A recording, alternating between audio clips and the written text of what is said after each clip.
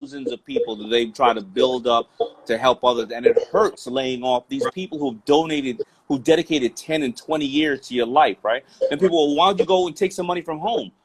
Okay, well, what if I had X amount of dollars and it was all in the stock market, and my dollars went right down to here now? I know it's going to come back, but if I take it out now, I've taken out the maturity of those dollars, just like your every person's 401k, right? Also, because they got money, they got mothers, sisters, brothers, uncles, whatever, elderly people in their lives, people who are also getting laid off. They're gonna have to take care of those people too. And some people in their lives may pass.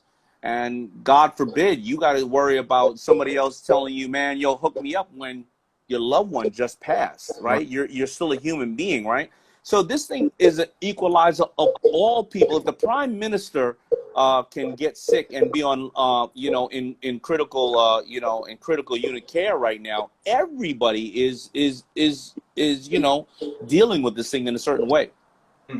Definitely, that's a hell of a perspective. Because I say, man, these are unprecedented times, but information is something right now that we definitely need to be arming ourselves with. We need to be taking this time to. I know a lot of us, we've been watching DJ battles and Lil Jon versus T-Pain. I'm watching too. But me too. Hopefully we're using some of this time to get that information that can kind of help be the gas money as we going through some of these hard times. You got a new book that's out right now. Yeah, I got a new book out now called Power Shift, and I think, unfortunately, it is a time that we're in our country where this book came out the right time, and this one is about negotiating and getting what you want out of life, and negotiating, first of all, with yourself, knowing your why. And I have subjects in there from Pitbull to Lindsey Vonn to Billie Jean King to Mark Cuban, Kris Jenner, who have successfully negotiated throughout the time of their lives, as well as myself, right? But I'm gonna give you one subject in the book that people can learn from right now. It's a woman named Crystal, because I have a lot of people in the book that you may not publicly know. Her name is Crystal. She worked at a university, and she had to take off for maternity leave. She goes on maternity leave, comes back, and says to the university, "I had a premature baby, so I need to stay home with my child a little bit more. So can I give you 20 hours at home? I'll work virtually. 20 hours, I'll come to school." And they said, "We love you too, but the policy of the school, we can't allow you to do that." But the time she was off, like we're all off now, she didn't use it as a Saturday or days to hang out. She was very disciplined. She learned how to work virtually so that she could prepare herself for the school.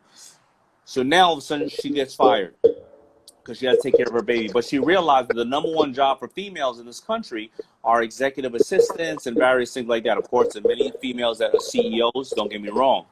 She goes and starts working with a company called Belay, and everybody should take this name down, Belay. They are virtual assistants that are American-based, not in India, not in China, not in Taiwan. She now is a virtual assistant. She gives me 20 hours a week. She works in Ohio. She gives somebody else another 5, somebody else another 10. Matter of fact, I begged her to give me 35 hours a week to train my staff how to work virtually. She doesn't have to go through the heat or the snow, doesn't have to wear a face mask, stays home with her child, makes up the hours that she wants to work, works for whoever she wants to work for, and makes more money than she ever did in her entire life. She will never work for anybody again that she never wants to work with, and she's a virtual assistant. And everybody listening right now, you can do that as a designer, as an advisor, as a bookkeeper, as a COO, CMO, or an executive assistant. Because this is where the world is going right now. I think one thing and I was looking at basically 3 of the points that you had in the book, and one thing that I don't think people fully understand right now, they haven't wrapped their mind around, which is crazy to me, is the power of relationships. Absolutely, the power. So what I wrote in the book is about negotiation. The only thing that separates the good who doing well or not well is only what they negotiated through life, right? So even if you were given something, a silver spoon in your mouth, you have to negotiate for the rest of your life on what you can accomplish, because 65% of the people that were born into money end up becoming broke, right? So it's 3 parts to it. It's building influence, then negotiating, and what's in it for the person you're negotiating with, and then the last thing is a relationship. People do not value relationships as much as they should, because right now, the first thing that my staff and I did is we dug into our Rolodex and contacts of people we worked with in the past. First of all, checked on how they were doing, and second of all, said, what can we do together? Do you have something of value you think that we can use and we can in return give you something of value? And there's so many people right now open to it. You know, if you call people right now, everybody's in the same position. They're all trying to figure out what to do next. Right. If you would have called them 2 months ago, they may have been busy, or they didn't see the insight, or, you know, maybe it wasn't the time for them. They didn't have the money, or they had too much money. You didn't have the money. Right now, everybody's open for collaboration. So how do you dig into that Rolodex? Those are people that you know already. And so let's look at your Rolodex as customers. Let's look at your relationship as customers. There's only 3 ways to deal with a customer in business. It is acquire a new one, upsell a current one, or make one buy more frequently. That's the only way to deal with customers. Acquiring a new one is 21 times harder than upselling a current one or making one buy more frequently. If you already have these people in your Rolodex, upsell a current customer. Yo, we haven't done stuff in a while. What's up with you? What are you doing? Oh, you got a juice company. Okay, it's healthy juices. Well, I have a bunch of inventory from, you know, a workout company over here that I know. Can we offer your people you're selling juices to a discounted rate, and you move those goods, and I make a little commission off of what goes on? I mean, I don't care what it is, but upsell a company. That's when you're seeing the T-Pain and the Little Johns. You never seen them go back and forth like that, but they're digging into their relationships with each other and also with you. That's why we're watching them. They're digging into relationships, and that's what you and I are doing right now. Right, definitely. I think the power of influence is something that we don't fully, you know, understand too. So for you, what would an everyday power of influence look like for you? Like, how do you use your power of influence? I use my power, you know, and I'm glad you asked me that, because I don't think I've been asked that before. I use my power shift, power influence in different ways. Power shift isn't about being this person who is greedy and take everything. My power shift is, of course, I'm going to try to find ways mentally to understand why I want power in this area or not. That means, what am I doing it for? Am I doing it because society told me to do it? Am I doing it because my parents told me to do it? Am I doing it because I have an ego? Or am I doing it because I want to create change? I want to create something for my family. So the number one influence I have to negotiate with, and we have to negotiate with, is ourselves. Then my power shift is, what's in it for the person that I'm working with or working for me? Just like I said about my staff, listen, I'm Batman, they're Robin, but often they're Batman and I'm Robin. I should not have hired you if you're not smarter than me in a certain area. And if you're smarter than me in a certain area, I give you things to do, and I also say, listen, if you knock these things out, you're supposed to do what you were hired for, also do what the team needs you for, and then after that, if you come up with an idea, if you really rock out on that on your own time, right, and you bring it back to me and it's right, I'll partner up with you on that. Right?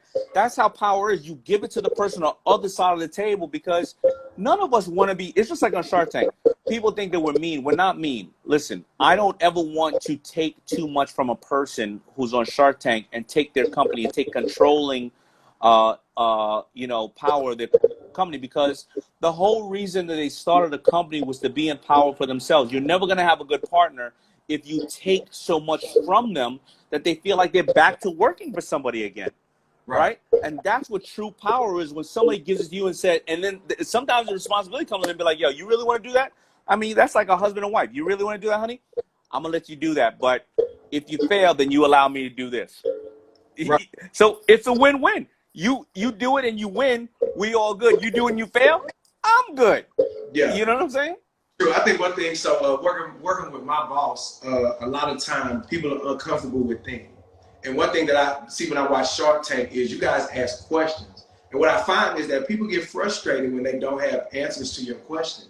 A lot of time, my boss may ask something, right? I may say, hey, y'all think we should do this? And she'll be like, why? And people are like, why? You know, and then instantly, if you don't have the answer, you automatically get into the defensive mode of, well, why are you trying to question my? No, instead of coming with the answer. So it's funny to watch on Shark Tank when you say, well, how much did that make? Well, and I think you brought up something I put up in the book. You know, a lot of time people, when they go to ask for something, to deal or whatever the case is, or negotiation, they don't ask some simple question. They get offended, just like you're saying. They're like, yo, I need this kind of, I want to do this in the company or whatever the case is. And they'd be like, nah, I don't think we can do it at the time. And they'd be like, you know, you turn around and internally you go, you remember, to interpret is to enter your mind and repeat it a certain way that you believe it. You be like, oh, this cat don't like me, or I can never get nowhere. Right. But sometimes people don't ask a simple question. So let me ask you something. What's in your way of doing this thing, or how can I make this easier for you? Or is there anything I can go back and do and then present it to you to make it, more attractive to you? Now, then you'll really get an answer. Then if somebody goes, nah, I don't want to hear nothing from you. Okay, you pretty much have gotten that. And maybe your question after that is, why? Is it something I've done in the past that may have offended you? Because maybe we need to put this on the table. Right.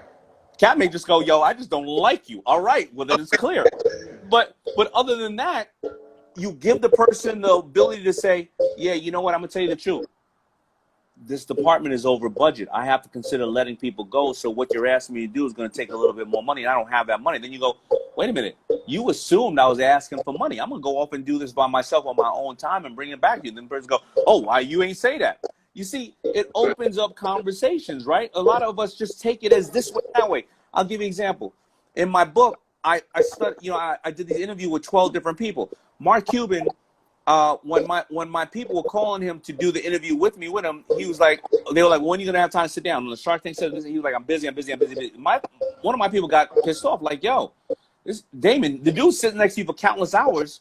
He don't really want to be in your book. I said, no, Mark Cuban will answer an email from strangers. He doesn't sit down in person and do this. It's not how he's built. Do me a favor. Ask him if he's doing it over text. I hit him and said, yo, will you do this over text? Got the interview done in 5 hours. But if I would have left it up to my ghostwriter and my other friend to just set up the meeting, they would have said, man, dude don't really like you. He don't want to be in your books. No, that's not the way he communicates. Right. So you need to sometimes understand. You need to all the time understand the other person's issues and or questions. And that's how you get what we call innovation.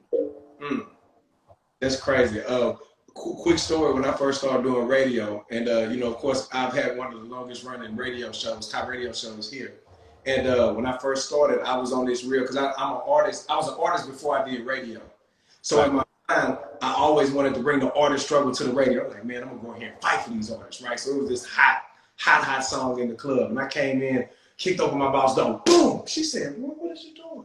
We need to be playing this record. She said, what? This is a record we should be playing. She said, sit down. Close that door, right? So now I'm like, all right, we ready. She said, now, how many people are in this club where you at? So I'm like, about 500. Now I'm listening, about 500 people. She was like, let's say 1,000. You right, so I write down 1,000.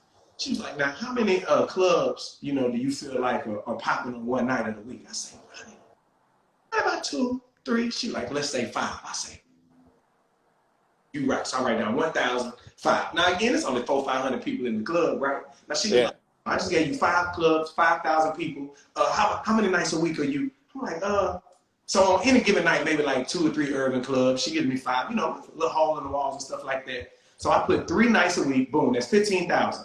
She said, how many people live in Houston? I said, oh, yeah, you're right. When you start looking at real numbers and facts, how you feel all the time, facts ain't feelings, feelings ain't facts, So at the end of the day, you got to kind of look at those business things and the things that people don't. The numbers. You know what I'm saying? The numbers. It's always the numbers, man. It's always the numbers. The numbers don't lie. Yeah, for real. But she also positioned it in a good way instead of saying, get the hell out of my office. Correct. Great mentors do that. Great mentors. They make you think, man. Yeah, for sure. Listen, do you remember being broke? I know that might seem like a crazy question, but do you remember how you felt when you were on your way to grinding, when you were on your way to get to the bag? Yeah, I remember being broke. I remember feeling like there was no way out of this thing, and that time we didn't have social media and stuff like that. And I remember it was '86. See, I was telling you, man, but the movie Belly is written about my friends. DMX was my best friend in the movie Belly. He was my best friend. So we all grew up in the neighborhood like that, and all my friends aspired to be drug dealers, and I didn't want to be a drug dealer. And I remember being broke, man. I remember used to every New Year's Eve, we live in New York City. We would take the train into Times Square. It would be whatever, 400,000 people. We would be, 6 blocks from the ball. We couldn't move all the way up there. And what we would do is we would break dance at about 6 o'clock in the afternoon to pick up money, and then I'll do 3-card Monte. Yeah, then I'll do 3-card Monte on all the tourists, right? Okay. And we would raise about $20, and it would be about 6 of no, I'd probably about $50. It would be about 6 of us, and we would all get 2 slices of pizza, two 40 dogs of Old English, and drink them, and that was dinner for the night. And then take the train home at 2 o'clock in the morning, and we would get home at 4 o'clock in the morning. It was usually about 10 degrees outside, and it would be what we call the greatest night ever. I would just, man, I was, like everybody else out there, during the winter, sometimes we wouldn't have heat or electricity on in the house, but that government cheese sandwiches, man, they would be delicious. Yeah. It was just what it was, So for that person that may watch this video later, let's say they still sleep, because a lot of us get up early, but some people, they're gonna see it later because they like to sleep in. They at the house, they sleep pattern is off. What would you say to that person that's watching this video right now that used to be where you're at, that's trying to figure out their power shift? They trying to figure out, how do I move and transition from this to this? What would you say to them? Fully educate yourself in the affordable education you can have, whether it's books or curriculums or stuff like that. And number one, get financial intelligence. Extremely, extremely important to get financial intelligence, because most of us don't have financial intelligence. The schools will not teach you financial intelligence. They're not set up to teach you that. And I know you're a teacher and you teach reading and other things like that, but who in school? Because, our kids at home, we got to teach our kids. Absolutely. And financial intelligence is the most important thing. The reason why the schools won't teach you financial intelligence, because if you learn financial intelligence at such a young age, you're not going to go and take a $300,000 loan at 18 for an education you're not sure that you really want, right? So you're not going to have financial intelligence, right? You've got to learn financial intelligence. I'll give you somebody an example right now. The average pay that somebody probably makes in this country is about $40,000, right? But if you went to work 5 days a week and you got Starbucks in the morning and Starbucks in the evening or during your 2 o'clock crash, you're spending about $10 a day just on Starbucks, right? Starbucks, a little sandwich, whatever the case is, right? If you times that by 5, that's $50 a week, right? If you times that by 4, that's $200. It's $200 a month. If you times that by 12, that's $2,400 a year. And $2,400, you're probably going to have to make $3,000 to pay taxes on that. You've just spent probably about 8% of your salary on Starbucks if you're making $40,000 a year. And we're not talking about Saturday, Sunday. We're not talking about if you eat more or whatever the case is. So if you're doing that, and then you go into the check cashing place because you don't got a bank account, and you're spending 5% of your check to get cash, now you're up to about 12% of your salary in non-essential things that you could put in the market. And if you put that in the market every single year, and the average is out about 8%, the market is proven around about 11%, I think, over the course of time. That would be several millions of dollars in 40 years of investing that, right? So there's a lot of different things you need to know about having financial intelligence, and they're very, very simple, but we don't get it, we don't know it, and I didn't have that at first either. It took me blowing $20 million until I understood that what I needed to do, and I dug in deep, to understand it. Right. This may not be a question that people have asked you. I know our time is winding down. Right now is different for a lot of couples because a lot of couples have not spent this much time around each other in a very long time. I can imagine you're busy, you travel a lot, and now, quarantining and being at home, #quarantine to chill, is a little different. So what advice would you give the couples that are in the house together that may not have been around each other, spending this time in a very long time? Yeah. Please call me and tell me what to do, because my wife is going to kill me and I'm going to do the same. Please call me. Call me. Hit me up. DM me. Fax me. Tweet me. Tell me what to do. Help me. She's in the other room. Help me now. I'm gonna shoot you some stuff. Monday and Wednesday. Send me a homing pigeon. Something. Help me. Please help me. I'm gonna send it. Listen, so Monday and Wednesday, my marriage coach, Brother Royce Robinson, we actually get on here and just talk because hold on. Brother Royce Robinson.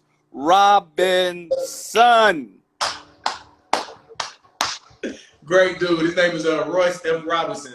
And we talk because one thing we've looked at during this time is that, and it's sad, like domestic violence cases, all that kind of stuff goes up because people are in environments with people who we're supposed to love and people who we, you know what I'm saying? Like, oh no, this supposed to be baby. And you get in these situations and you're like, who is this one?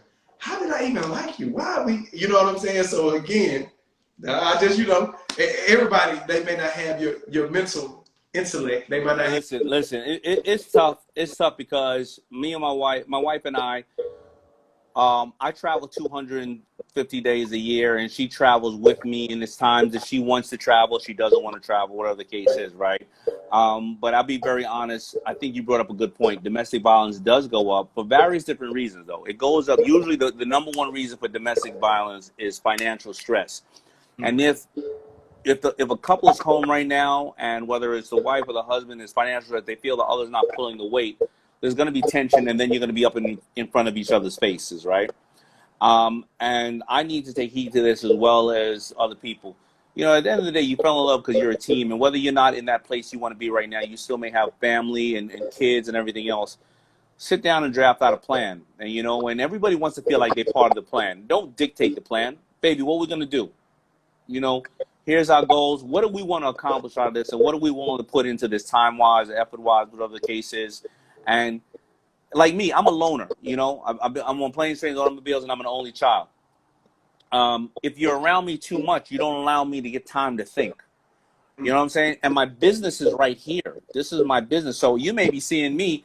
I'm here chatting with you, and if my wife didn't respect my situation, she'd be like, yo, why are you up on Instagram all the time? She don't realize I'm vibing with you. We're getting the word out about PowerShift and learning from you. I'm watching all the great comments that you people are saying right here. I'm taking this. I'm going to go write this down for another half an hour and acknowledge this. But she may not. If I didn't say to her, baby, listen, when I'm doing that, I'm soaking in what's going on right now by like a huge broadcaster in Houston who's seeing a lot of things. He asks me a lot of questions, making me challenge myself. And then I ask her, what does she want to do? Once you do that, like any other team, when you do that like any other team, man, you'll be surprised. But a lot of people just assume that the other person, like we were talking about Cuban or the boss, they assume the other person knows what needs to be done. 1 second. Hold on 1 second. You got 1 second? Yeah, for sure. Go ahead.